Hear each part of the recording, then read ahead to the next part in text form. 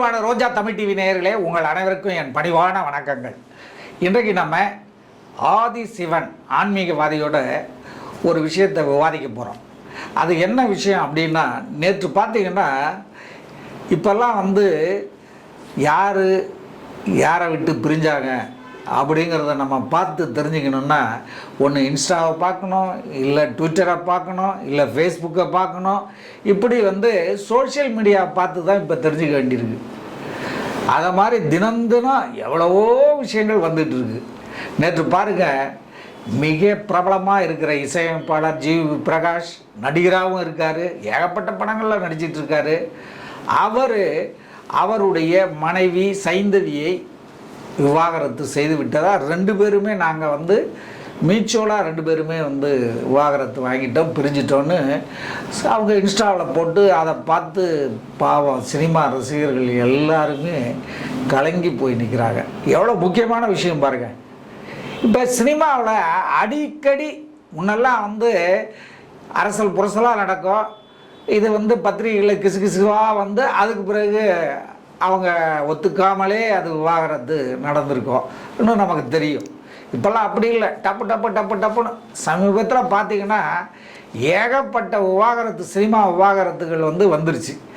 ஏன் இந்த விவாகரத்துலாம் நடக்குது, எதனால் நடக்குது, இப்படி நடந்தால் என்ன ஆகும் அப்படிங்கிறத பற்றி ஆன்மீகவாதி ஆதி சிவனோட விவாதிப்போம், கேட்போம் வாங்க. வணக்கம் ஆதிசிவன். வணக்கம்.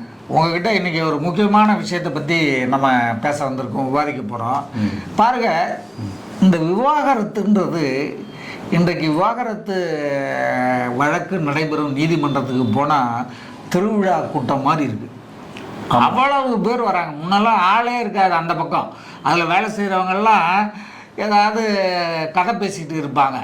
இன்றைக்கு பார்த்திங்கன்னா அவங்களுக்கு மூச்சு விட கூட நேரம் இல்லை, மூச்சு கூட வரமாட்டேங்குது. ஏன்னா அவ்வளோ கூட்டம் இருக்கிறதால அந்த மாதிரி ஒரு சூழ்நிலையில் இருக்குது. இது உங்களுக்கு தெரிஞ்சிருக்கும். அது மட்டும் இல்லாமல் சினிமா உலகத்தில் பார்த்திங்கன்னா விவாகரத்து டக்குன்னு நடக்குது. மனசெல்லாம் பகீருங்குது. சமீபத்தில் பார்த்திங்கன்னா நம்ம தனுஷ், ஐஸ்வர்யா, ரஜினிகாந்த், அடுத்து பார்த்திங்கன்னா இசையமைப்பாளர் ஈமான் அவர் மனைவி. இப்போ நேற்று திடீர்னு இன்ஸ்டாகிராமில் போட்டு நடிகர் ஜிவி பிரகாஷ் தன்னுடைய மனைவி சைந்தவியை விவாகரத்து செய்து நாங்கள் ரெண்டு பேரும் ஒருத்தருக்கு ஒருத்தர் பேசி முடிவு பண்ணி பிரிஞ்சிட்டோம் அப்படின்றாங்க. என்னையா இது, கடையில் 4 நாளுக்கு கத்திரிக்காயை வாங்கிட்டு நல்லா இல்லைன்னு திருப்பி கொடுத்த மாதிரிலாம் இருக்குது. ஒரு வாழ்க்கைங்கிறது என்ன, எப்படி அப்படிங்கிறது இது தெரியாமலே விளையாட்டுத்தனமாக அவர் மியூசிக்கு டியூன் போடுற மாதிரி, ப்ரொடியூசருக்கு இந்த டியூன் பிடிச்சிதாங்களா அப்படின்னா, பிடிக்கலன்னா உடனே இருங்க வேறு டியூன் தரேன், டக்குன்னு வாசித்து கொடுப்பேன். அந்த மாதிரியே அவர் குடும்பங்களும் இந்த இசையமைப்பாளர்கள் பண்ணிகிட்டு இருக்காங்களே. பொண்டாட்டி பிடிக்கலன்னு விவாகரத்து பண்ணுறாங்க, அடுத்து வேறு ஒரு பொண்ணை கல்யாணம் பண்ணிக்கிறாங்க. என்ன இது? ஃப்ரான்ஸு இந்த மாதிரி ஐரோப்பிய நாடுகளில் நடந்துக்கிட்டு இருந்த கலாச்சாரம் தமிழ்நாட்டில் இன்றைக்கி நொடி பொழுது நாளொரு மேனியும் பொழுதொரு வண்ணமாக நடந்துக்கிட்டு இருக்குது. இதை பற்றி என்ன சொல்லுங்கள் சார்? சினிமாவில் ஜிவி பிரகாஷ்குமார் டைவர்ஸ் இப்போ நேற்று நாம் கூட கேள்விப்பட்டோம். சினிமாவில் இது வர காலப்போகத்தில் நானும் 90லேருந்து இதை பார்த்துக்கிட்டு இருக்கேன். இது ரொம்ப சகஜமாக தான் டைவர்ஸ், கல்யாணம் பண்ணிக்கிறது, டைவர்ஸ் ஆகிறது, இந்த தற்கொலை பண்ணிக்கிறது, இது புரியாமல் போகிறது, இந்த மாதிரிலாம் நிறைய நான் பார்த்துருக்கேன். என் அனுபவத்தில் சிலதை சொல்கிறேன். சினிமாவை பொறுத்த வரைக்கும் அது ஒரு டைப் ஆப் இருக்கும், அரசியலை பொறுத்த வரைக்கும் அது டைப் ஆப் தனியாக இருக்கும். நம்ம இல்லறத்தில் தனியாக இது மூணாக நம்ம பிரித்து பார்த்தோம்னா,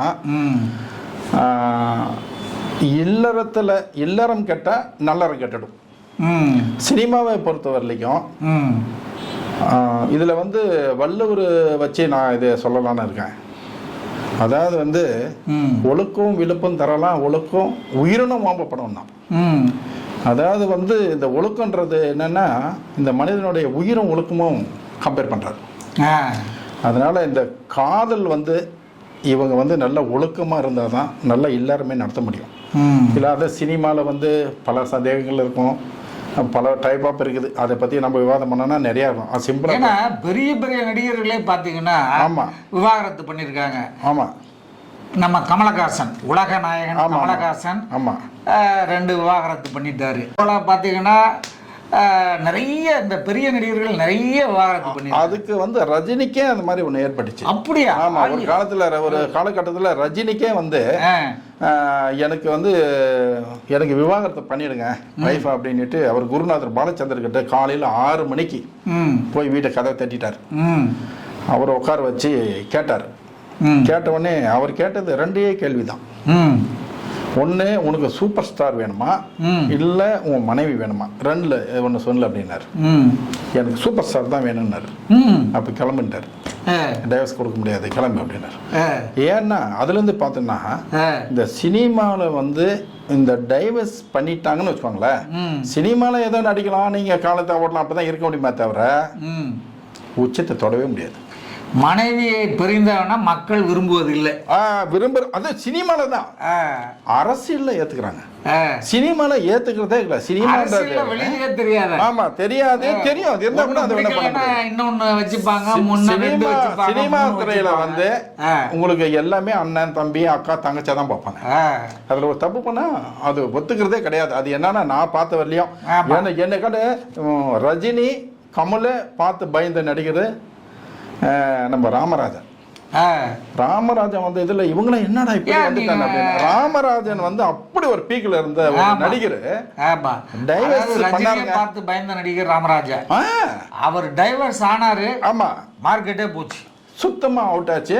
இன்னைக்கு வரலையும் அது வந்து அதை பத்தி நம்ம சொல்லவே தேவையில்லை, எல்லாருக்கும் தெரியும். இதெல்லாம் தெரியும். நீங்க அது மட்டுமா, இப்ப பார்த்திபன் கூட நல்ல டாப்ல வந்தாரு. ஆமா, அவருக்கு ஒரு டைவர்ஸ் ஆச்சு. அதுலேருந்து அந்த சினிமாவில் வந்து ஏற்றுக்கிறதே இல்லை. ஆனால் நடிக்கிறாங்க, எல்லாம் இருக்கிறாங்க, போகிறாங்க. அதே மாதிரி வந்து நம்ம பிரசாந்த் ஆகட்டும், இப்போ உங்களுக்கே தெரியும், இப்போ எத்தனை நடிகரெல்லாம் நீங்கள் அந்த பட்டியல் எடுங்களேன். அதில் வந்து நீங்கள் தனுஷ் ஐஸ்வர்யா ரஜினிகாந்த் கூட வந்து பிரிஞ்சுட்டாங்க. தனுஷ் நல்ல படங்கள் பண்ணிட்டு தானே இருக்காரு. தனுஷ் ஐஸ்வர்யாவும் டைவர்ஸ் ஆகலை, ஆன மாதிரி தான், ஆனால் சட்டப்பூர்வமாக ஆகலை. பிள்ளைங்கள்லாம் இருக்காங்க. ரஜினிக்கு ஆல்ரெடி அந்த அனுபவம் இருக்குது, அவங்க மாமனாருக்கு. அவங்க கூட்டம் ஈஸிலாம் நீ பாடல நீ இரு, அவங்க பாடல அவங்க இருக்கட்டும், பசங்களாம் இருக்குது, நீங்களாம் வந்து ஒரு நல்ல ஒரு மிடில் இருக்கிறீங்க, அது வேண்டாம் அப்படின்ட்டு நிப்பாட்டி வச்சுக்கிறதுனால ஃப்ரெண்ட்ஸாக இருக்காங்க. பசங்க 2 பேர் பெரிய பசங்களாகிட்டாங்க. அவங்க சமுதாயத்தில் ஒரு பெரிய டாப் கிளாஸ் ஒரு இதில் இருக்கிறதுனால நீங்கள் வந்து அப்படியே இருக்கட்டும்னா அவங்க அந்த அம்மாவை இவரும் டிஸ்டர்ப் பண்ணுறதில்ல. அந்த அம்மா பாடல அந்த அம்மா இருக்காங்க, இவங்க பாடல இவர் இருக்காரு. அதனால அதை ஓடிட்டு இருக்குது. அது இவங்க இந்த ஃபேமிலி, நீங்கள் ரஜினிகாந்த் ஃபேமிலியில் தான் இது 2மே. இது வேண்டாப்பா, அதனால வந்து சினிமாவில் இருக்கிறதுனால இது வந்து கெட்டு போயிடும் அப்படின்ற ஒரு அறிவுறுத்தனால அவங்க வந்து அது அப்படியே இருக்கு. அந்த விஷயம் அப்படிதான். அது வந்து டைவர்ஸே அவங்களுக்கு ஆகவே ஆகாது. அவையார் கூட சொல்லியிருக்கிறாங்க.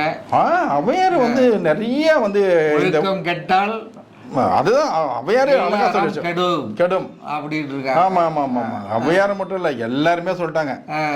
அதுல வந்து என்னன்னா இந்த காதல் விஷயத்துல உண்மை இருக்கணும். அதாவது வந்து உயிர் ஒன்னா இருக்கணும், உடம்பு 2ஆ இருக்கணும். நீங்க நினைக்கிறதும் மனைவி நினைக்கிறதும் புருஷன் நினைக்கிறதும் ஒன்னா இருக்கும். அதுதான் நினைப்பு 1, உடம்பு 2 பாரு. அப்படி இருக்கக்குள்ள மீதி எல்லாம் வந்து அப்படி நினைக்காத பட்சத்துல என்ன சொல்றாருன்னா அது வந்து மனைவி இல்லை துணைவின்றார். மனைவி கேட்டகரியில் வராது. மனைவி கேட்டகரினாக்கா நீங்க நினைக்கிறதும் அவங்க நினைக்கிறதும் ஒன்னா இருந்தா தான் மனைவி. நீங்க நினைக்கிறதும் அவங்க நினைக்கிறதுக்கும் வேறுபாடு ஆச்சுன்னா துணைவி. அது மனைவியா இருந்தாலும் துணைவி தான். ஏன்னா எல்லாம் எதிர்பார்ப்போட சேர்றது தான், எதிர்பார்ப்போட வர்றது தான். ஏன் நம்ம இவ்வளோ இது பண்ணோம்? நம்ம சினிமான்னு நீங்கள் சொன்னோன்னே எனக்கு ஒரு ஞாபகம் வருது. பெரிய சூப்பர் ஸ்டார் என்டிஆர் தெலுங்கு தேசத்தில். அவர் வந்து என்ன பண்ணாரு, நம்பர் 1ல இருக்கிறாரு. அந்த பார்வதி உங்களுக்கு தெரியும் அந்த கதை. அது ஒரு கல்யாணம் பண்ணி அது சிவபார்வதி கல்யாணம் பண்ணி சீர் அழிஞ்சு அவ்வளோ பெரிய ஸ்டார் எத்தனை வருஷம் வாழ்ந்து லாஸ்ட்ல சீர் அழிஞ்சிட்டார். அதனால இந்த இது வந்து என்ன அந்த ஜெமினி கணேசன் உங்களுக்கு நல்லாவே தெரியும். ஜெமினி கணேசன் எனக்கு தெரிஞ்சு இங்கதான் போக்குரோல தான் வீடியோ எடுத்து 81 வயசுல கல்யாணம் பண்ணி குடும்பம் நடத்தினாரு. அப்புறம் பண்ணிட்டாரு. அப்புறம் அந்த ஃபேமிலியில எல்லாம் பார்த்து எல்லாம் பண்ணி எங்களுக்கெல்லாம் அசிங்கமாக இருக்க சொல்லி அப்புறம் பிரிச்சு அப்படி பண்ணி அதனால அவங்க ஒரு இது பண்ணது அது ஒரு பெரிய இழிவை உண்டாக்கிட்டோம். இப்போ சினிமாவில் பார்த்தீங்கன்னா அமிதாப் பச்சன், ரஜினிகாந்த் இவங்கெல்லாம் வந்து எடுத்துக்காட்டாக இருக்காங்க. எடுத்துக்காட்டாங்கன்னா அவங்களுக்கும் பிரச்சனை வந்தது தான் வந்திருக்கா. ஆனால் வந்து அவங்க வந்து அதை வந்து சமாளிக்கக்கூடிய ஒரு பக்குவமும் அவங்களுக்கு ஒரு கிடைச்ச ஒரு குருநாதர் அவங்க சமாளிக்கிறது இதில் வந்து அவங்க கரெக்டாக வந்து அதை வந்து அவர் அப்பப்போ சொல்லுவார். நம்மளை பற்றி ஆயிரம் சொன்னால் கூட நம்ம குறிக்கோளோட நம்ம போயிட்டே இருக்கணும் ரஜினி. அதனால அதே மாதிரி அவங்கெல்லாம் ஒரு பெரிய லெவல் எல்லாம் இருக்கனால அவங்க வந்து அது வந்து குடும்பத்திலையும் பிரச்சனை வரும். பிரச்சனை இல்லாத குடும்பமே இருக்காது. ஆனால் பட் தெளிவு இருக்கணும். மனைவின்னா யாரு, நாம யாரு, குடும்பம்னா யாரு, எப்படி யாருக்கிட்ட பேசணும், எப்படி இருக்கணும். வந்து நான் சந்திக்கும் போது எழுத்தாளர் பாலகுமாரன் சொல்லுவாரு, கோபம் வரும்போது அதெல்லாம் தள்ளி வை, கொஞ்ச நேரத்துக்கு தள்ளி வை. தள்ளி வச்சுன்னா எல்லாம் சரியா. ஒரே 5 செகண்ட் கோபம் வருதா, அமைதியா இரு. அந்த இடத்துல அமைதியா இருக்க முடியலையா, அந்த இடத்துல இருந்து 5 நிமிஷம் நகர்ந்து வெளியே போயிட்டுன்ற அப்புறம் அது நார்மலா வந்துடும்ன்றாரு. அதாவது வாழ்க்கையில இப்போ எந்த ஒரு எவ்வளவு பெரிய பிரச்சனை இப்போ உங்களுக்கு நடந்தாலையும் அது இப்போ வந்து உங்களுக்கு ரொம்ப கெட்டது மாதிரி தெரியும். அதே வந்து ஒரு 2-3 நாள் போச்சு, சில நாட்கள் போச்சுன்னா அதுக்கு நடந்தது கரெக்டாக தெரியும். கரெக்டாக இருக்கிறது தப்பாகவும் தெரியும். அந்த கால நேரத்தில் வந்து நீங்கள் வந்து அட்ஜஸ்ட் பண்ணி நம்ம போகலன்னா இந்த மாதிரி பிரச்சனை ஆகிட்டு ரொம்ப பிரச்சனையில் வந்து ரொம்ப மனவேதனையில் மாட்டிப்பாங்க. அதனால வந்து இது அறிஞ்சு தான் நம்ம அதை செய்ய வேண்டியதாக இருக்குது. இந்த விவாகரத்துக்கெல்லாம் காரணம் என்னன்னா மெயினாக பார்த்தீங்கன்னா அவங்களுக்குள்ள வந்து ஒருத்தருக்கு ஒருத்தர் இந்த பிரச்சனை எதில் பிரச்சனை ஆரம்பிக்குது அப்படின்னா, இப்போ இவங்களுக்கு பணத்தாலேயோ சொத்தாலேயோ வீடு வாசல் குழந்தைகள் இதாலேயோ பிரச்சனை கிடையாது. எல்லாம் அவங்க வேலையை வந்து இரவு பின்னிரவு வரைக்கும் பார்த்துட்ருக்காங்க. பார்த்துட்டு அதுக்கு பிறகு அவங்க தூங்குறதுக்காக ஏதோ தாக சாந்தி கிந்தி பண்ணிவிட்டு போய் படுத்து தூங்கிடுறாங்க. மனைவி வந்து என்ன சொல்லுவாங்க, அந்த காலத்துலலாம் சொல்லியிருக்காங்களே, கட்டில் பக்கத்துலேயே வந்து அவர் தூங்கி எழுந்திருக்க வரைக்கும் நின்றுட்டு இருப்பாங்க. மனைவின்றவ அப்படிதான் இருக்கணும். அது அந்த காலத்தில். இந்த காலத்தில் எவ்வளோ நேரம் தூங்கி எழுந்திருக்கிற வரைக்கும் அவங்க நின்றுக்கிட்டே இருப்பாங்க. அவங்களும் உணர்ச்சி இருக்குது, எல்லாம் இருக்குது. அந்த உணர்ச்சிகளுக்கு இவங்க அதெல்லாம் வந்து இந்த காலத்தில் இந்த பெரிய பெரிய ஆட்கள் பெரிய பெரிய வேலையில் இருக்கிறவங்கெல்லாம் வந்து சரியாக அவங்களுக்கு வந்து அந்த நீங்கள் என்ன சொல்கிறீங்கிறது எனக்கு புரிய வருது. இல்லை இல்லை அது கரெக்டு தான் நீங்கள் சொல்கிறது. இதில் வந்து என்னென்னா, இந்த சினிமாவில் இருக்கிற ஒரு தம்பதிங்களுக்கு சந்தேகம் அதிகமாக இருக்கும். யார் நல்லவங்க யார் கெட்டவங்க அந்த புரியுறதில் இருக்காது. அதில் கொஞ்சம் சினிமாவில் ஒருத்தர் இருக்கார். சினிமான்றது ஒரு தொழில் தான், அது வந்து ஒரு தொடும் தொழில். அதில் வந்து ஒரு நல்ல மனைவியை வந்து புருஷன் மேலே நல்ல அன்பு ஆசையும் வச்சுருந்தாக்க ஒரு சந்தேகம் வரும். அந்த சந்தேகம் வராத அளவுக்கு அவங்க நீங்கள் நடந்துக்கணும். அந்த சந்தேகம் எப்போ உங்களுக்கு வந்துடுது, நீங்கள் நிறைய பெண்கள் கூட பேசுறது உங்களுக்கு நிறைய வந்து உங்களுக்கு தொழிலே அதுதான். அது வந்து புரிதல் வந்து வைஃபுக்கு கம்மியாக இருக்கும். அதை நீங்கள் நிறைய இடத்துல அவங்கள நீங்கள் ஷூட்டிங் கூட்டின்னு போகலாம், கூடவே வச்சுக்கலாம். அவங்க நாலேஜோட அதுதான் நான் சொன்னேன்ல, உடம்பு தான் 2ஆக இருக்கும் ஆனால் மனம் ஒன்றா தான் இருக்கும்னு சொல்கிறேன் இல்லையா. அந்த மாதிரி நீங்கள் வரக்குள்ள வந்து உங்களுக்கு பிரிவுக்கு இந்த மாதிரி டைவர்ஸ்க்கு இதுக்கெல்லாம் வந்து வாய்ப்பே இருக்காது. இவர் பாட்டில் போயிடுவார், இவர் அப்படியே போயிட்டு இதை பற்றி நினைப்பே இருக்காது. இந்த மாதிரி வந்து நிறைய வந்து இந்த சினிமாவில் இருக்கிறதுல கொஞ்சம் ஒழுக்கத்தை கரெக்டாக கடைப்பிடிச்சி கரெக்டாக நம்ம ஃபேமிலி நீங்கள் வந்து கரெக்டாக வச்சுக்கிட்டு நல்லா கரெக்டாக சினிமா நடிச்சிங்கன்னு வச்சுக்க பெரிய லெவலில் உச்சத்தை தொடுவாங்க. அந்த சினிமான்ற தேவதை வந்து நீங்கள் தப்பு பண்ணுறவங்கள யாருமே முன்னேறவே விடாது, மொத்தத்தை அழிச்சு ரோட்டில் விட்டுரும், ரொம்ப கேவலப்படுத்திடும். அந்த இடத்துல வந்து 100% நீங்கள் சினிமா வந்து ரொம்ப நல்ல தொழில், ரொம்ப நேசிக்கக்கூடிய அது ஒரு சினிமா. அந்த சினிமாவில் வந்து நான் பார்த்த வரலையும் அதில் ஏதாவது தப்பு பண்ணாங்கன்னா அதே உங்களை உரங்கட்டி எடுத்து என்னங்க அப்படி கூட நடக்குமா அப்படின்னா நடக்கும். இப்போது என்ன நான் எப்படி நடக்கும்னு சொல்கிறேன்னா, இப்போ உலகம் ஃபுல்லாக ஆண் பெண்ணு பிறக்குது. அதில் பார்த்தீங்கன்னாக்கா 120 ஆண் பிறக்குது, 100 பெண் பிறக்குது. இது யார் இது கரெக்டாக நீங்கள் செய்கிறது? இயற்கை தான் செய்யுது. அது என்னங்க இது 100 அது 120 அப்படின்னு நீங்கள் சொன்னீங்கன்னா ஆம்பளைக்கு வந்து ஃபோர்ஸ் அதிகம், அதனால் 20 பேர் அந்த ஃபோர்ஸில் செத்துறானா. இந்த 100 பேர் கரெக்டாக இப்போ இதெல்லாம் யார் பண்ணுறா? அதே மாதிரி வந்து எங்கெல்லாம் அதர்மம் தலை தூக்கி ஆடுதோ அங்கே தர்மம் வந்து அதை காலி பண்ணிட்டு நில நாட்டு நிற்கும். அந்த மாதிரி வந்து இந்த விஷயத்தில் இந்த இதுலெல்லாம் பேச போனால் இதுலெல்லாம் வந்து நிறைய மகான்களும் நிறைய நீதி கதையில் எல்லா கதையிலையும் வந்து அவங்க சொல்கிறது என்னன்னா புரியுறுதல் வேணும், ஒரு நம்பிக்கை வேணும். அந்த அந்த நம்பிக்கைன்றது தான் அந்த செயல்பாடு வரும். அந்த செயல்பாடுலேருந்து தான் மற்ற சொல் வரும், செயல் வரும். அந்த சமுதாயத்தில் வந்து வாழ்கிறது செய்கிறது. நீங்கள் இப்படி தான் இருப்பீங்க, நீங்கள் இப்படி தான் பேசுவீங்க, எங்கள் புருஷன் போனால் இப்படி தான் இருப்பார், அப்படி தான் இருந்தால் இந்த புரிதல் வந்துச்சுன்னா அவங்க கல்யாணம் பண்ணதுலேருந்து லாஸ்ட்டில் அவங்க கதை முடிகிற வரலையும் ஒன்றா தான் இருப்பாங்க. சில பேர் நீங்கள் நேரில் பாரு கோயிலுக்கு எல்லாம் பார்த்தா சில பேர் பாருங்கள் ஆணும் பெண்ணும் அப்படியே ஹஸ்பண்ட் ஒய்ஃபு ஒரு 60-70 வயசு கையை பிடிச்சி நடந்து போயிட்டு இருப்பாங்க. நான் கூட பார்க்குறேன், வாக்கிங் பார்க்குறேன், நிறைய பேர் கையை பிடிச்சி நடந்து. இதெல்லாம் யாருமே பார்த்தீங்கன்னா யாருமே வந்து மனைவியோட மட்டும் அப்படிங்கிறத தாண்டி அவங்களுக்கு வந்து என்ன துணைவிகள் வந்து இருக்காங்க. இதை வந்து சில பேர் வந்து வெளிப்படையாக தெரியப்படுத்துகிறாங்க குடும்பத்தில், அதனால் சந்தோஷமாக வாழ்ந்துட்டுருக்காங்க. சில பேர் டைவர்ஸ் பண்ணிவிட்டு அடுத்தடுத்த கல்யாணத்தை பண்ணிக்கிறாங்க.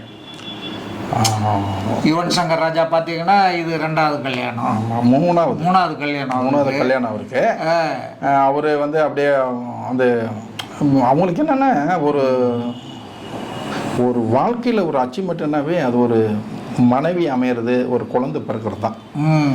அது இல்லாதவங்களை வந்து இந்த சமுதாயம் பார்த்தீங்கன்னா ஜிவி பிரகாஷுடைய மனைவி சைதன்யா முகத்தை பார்த்தோம்னா பாவம் ரொம்ப அந்த குழந்தை வந்து அவ்வளவு லட்சுமிகரமாக மங்களகரமாக இருக்குது, நல்லா இருக்கிறதுனால அந்த ஒரு குழந்தைக்கு வந்து இந்த மாதிரி சூழ்நிலைங்க உள்ள மனசு வந்து தாங்கலை. இந்த பையனும் நல்லா துடிப்பாக ஒரு ஹார்ட் ஒர்க்கராக தான் இருக்கார். இது இவ்வளவு வெற்றி வாகையெல்லாம் சூடியிருக்காரு. இப்போ இசையில் நடிப்புலேயே வந்து நிறைய படங்கள் நடிச்சிட்டு இருக்காரு. அப்படி இருக்கும்பொழுது குடும்பத்துக்குன்னு நேரத்தை ஒதுக்கி அந்த குடும்பத்தோட மகிழ்ச்சியாக இருந்தாருன்னா, இப்போ பாருங்கள் இந்த பிரச்சனையால் சமீபத்தில் வெளியான அவருடைய, ஏன்னா இதெல்லாம் கிட்டத்தட்ட 1 வருஷமாக நடந்துகிட்டு இருந்தால் தான் இப்போ வந்து இது வெளிச்சத்துக்கு வந்திருக்கணும். இதனால் பாருங்கள் கடந்த 1 வருஷத்தில் அவருடைய நடித்து எத்தனையோ படங்கள் வெளியாச்சு, ஒரு படம் கூட வந்து வெற்றி பெறலை. அதனால் இந்த பிரச்சனைகள் வந்து அவங்களுடைய தொழிலில் வந்து கவனம் செலுத்தி மிகச்சிறந்த ஒரு வெற்றியை பெற முடியாமல் செய்கிறது என்பதற்கு இது ஒரு உதாரணம். இனிமேல் ஜிவி பிரகாஷ் ஹீரோவாகவே வெற்றி பெறுவாரா இல்லை ஜீரோவாக ஆகிடுவாரா அப்படின்னு ஒரு பெரிய கேள்விக்குறியாக இருக்குது. இவ்வளோ நாள் வந்து அவர் படங்கள்லாம் ஓடிக்கிட்டு இருந்தது, நம்மலாம் பார்த்துருக்கோம், ரசித்திருக்கோம். சில படம் ஓடுது, சில படம் அப்படி போயிருக்கு. ஆனால் இனிமே அவர் படம் ஓடாதுன்றது தான் இது. ஏன் சொல்கிறீங்க?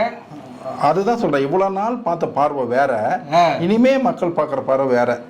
அது சினிமாவில் தான் அது நடக்குதுன்னு நான் சொல்கிறேன். மற்றதுலாம் அட்ஜஸ்ட் பண்ணிப்பாங்க, மற்ற எல்லாத்துலேயுமே வந்து தெரியாது. இந்த சினிமானுக்குள்ளே வந்து அப்படியே உலகமே ஒத்து பார்க்கும். அவன் டைவர்ஸ் பண்ணிட்டான், அவன் சண்டை போட்டுட்டான், அவன் விட்டுட்டான், அப்படி இப்படி வரக்குள்ள இதை ஏற்றுக்கவே மாட்டேன்றாங்க. நான் வந்து நான் யார் மனசும் புண்படுத்தணும்னு இதை பேசலை. நான் வந்து இது 90s இதை வந்து நான் கவனிச்சுட்டு தான் இருக்கேன். நிறைய எல்லாரும் டைவர்ஸுமே நிறைய நடக்குது. அப்போது அவங்க வாழ்க்கை எப்படி இருக்குது, ஏன் இதை டைவர்ஸ் பண்ணுதுன்னு நான் நிறையா வந்து அதை யோசனை பண்ணி பார்த்துருக்கேன். இது வந்து ஏற்றுக்கிறதே இல்லைங்க. ஆமாம், நீங்கள் கனவு மனைவன்றது இந்த பிடிக்கிறவங்க மட்டும்தான் நீங்கள் அந்த உயரத்தை தொட முடியும். ஏன்னா நீங்கள் வந்து ஏற்கனவே சொன்னீங்க, கமல்ஹாசன் எவ்வளோ பெரிய பிக்கஸ்ட் நடிகர். அவர் வந்து நடிப்பார், இருப்பார், எல்லாம் ஓகே தான். ஆனால் அந்த உச்சத்தை தொட முடியாது. இப்போ நீங்கள் ஃபஸ்ட் ஷோன்னு போங்களேன், இப்போ விஜய்க்கு போய் பாருங்கள், ஃபஸ்ட் ஷோ போய் பாருங்கள், இதே தலை அஜித் இருக்கார் போய் பாருங்கள், ரஜினி இருக்கார் போய் பாருங்கள். இவங்க 3 பேருக்கும் வர அந்த தியேட்டரில் ஃபஸ்ட் ஷோ போய் பாருங்கள். அதுதான் வந்து அதனுடைய வெற்றி. மற்றவங்களுக்கெல்லாம் வந்து பார்க்கணும், நல்லா இருக்குது அப்படி போய் பார்க்கணும். இது நல்லா இருக்குதா இல்லையா தெரியாது. அன்னைக்கு நீங்கள் போய் பார்த்தா அப்படியே திருவிழா தான். அன்னைக்கு பார்க்குறவனுக்கு எல்லாமே வந்து அன்னைக்கு தீபாவளியாக இருக்கும், இல்லைன்னா பொங்கலாக இருக்கும். அந்த மாதிரி வந்து அவங்க படத்தெல்லாம் பார்க்குறாங்கன்னா அவங்க அந்த அந்த அந்த காலத்துலேருந்து அதை அப்படியே பிக்கப் பண்ணி அந்த ஒழுக்கத்தோடவும் அந்த கதைகள் பண்ணுறது அந்த மக்களுக்கு சார்ந்து தான் நீங்கள் சினிமா பண்ணிங்கன்னா தான் நீங்கள் அந்த லெவலுக்கே வர முடியும். ஏன்னா மக்கள் வந்து உங்களை வந்து ஒரு முன்மாதிரியாக எடுத்துக்கிறான், உங்களுடைய வாழ்க்கையை, உங்களுடைய நடிப்பை. அதனால் அவர்களுக்கு உங்களை வந்து ரசிக்கிற மாதிரி மட்டும் அல்லாமல் நீங்களும் வந்து அவர்களுக்கு தகுந்த மாதிரி வாழ வேண்டியிருக்கு. உலகோடு ஒத்து வாழ். ஆமாம் ஆமாம் அப்படிங்கிற மாதிரி இருக்கு. சினிமாக்காரனை வந்து வெளியாடவே பார்க்குறதுல முன்னே நம்ம ஃபேமிலியில் நம்ம ஒரு சித்தப்பா மாதிரி, அண்ணன் மாதிரி, மாமா மாதிரி, மச்சா மாதிரி தான் பார்ப்பாங்க. ஒரு தங்கச்சி மாதிரி இப்படி ஆனால் ஹீரோனை எப்படி பார்க்க மாட்டாங்க, ஹீரோவை அப்படி பார்ப்பாங்க. அந்த ஹீரோ மட்டும் ரொம்ப கேர்ஃபுல்லாக இருக்கணும். ஆனால் நீங்கள் வந்து எங்கேயாவது வந்து அந்த மாதிரி பண்ணீங்களான்னா உங்களுக்கு அந்த மதிப்பு மரியாதை போயிடும். அந்த ஒழுக்கம் போச்சுன்னா எல்லாமே போயிடுதுங்கிறாரு. அதெல்லாம் இருக்கலாம். இவர் தான் ஒரே வார்த்தையில் அது எல்லாம் சொல்கிறது அதுதான். அதனால் அந்த ஒழுக்கத்தோடு நீங்கள் பண்ணீங்களான்னா சினிமாவில் நம்பர் 1 வரத்துக்கு எப்போ வேணால் நடிக்கலாம், எப்போ வேணாலும் இருக்கலாம், எல்லாம் இதாக இருக்கும். ஆமாம். ஸோ வந்து சினிமா கலைஞர்கள் இந்த வாழ்க்கையில், குடும்ப வாழ்க்கையில் இந்த விவாகரத்துங்கிறத வந்து 1000 முறை யோசித்து அதுக்கு பிறகு முடிவிடுங்க. எடுத்தோம் கவிழ்த்தோன்னு ஏதோ ஒரு சின்ன பிரச்சனைக்காக உடனடியாக விவாகரத்துலாம் வந்து பண்ணிடாதீங்க. ஏன்னா பாருங்கள், உங்களுக்கு இருக்கிற மதிப்பு, மரியாதை, புகழ், சம்பாத்தியம் இது எல்லாமே இந்த பிரச்சனைக்கு பிறகு குறைஞ்சிடும். அதை நீங்கள் மனசில் வச்சுக்கிங்க. அதை மனசில் வச்சுக்கிட்டு பண்ணுங்கள். மீண்டும் அடுத்த வீடியோவில் உங்களை சந்திக்கிறேன் நேயர்களே. நன்றி, வணக்கம். வணக்கம்.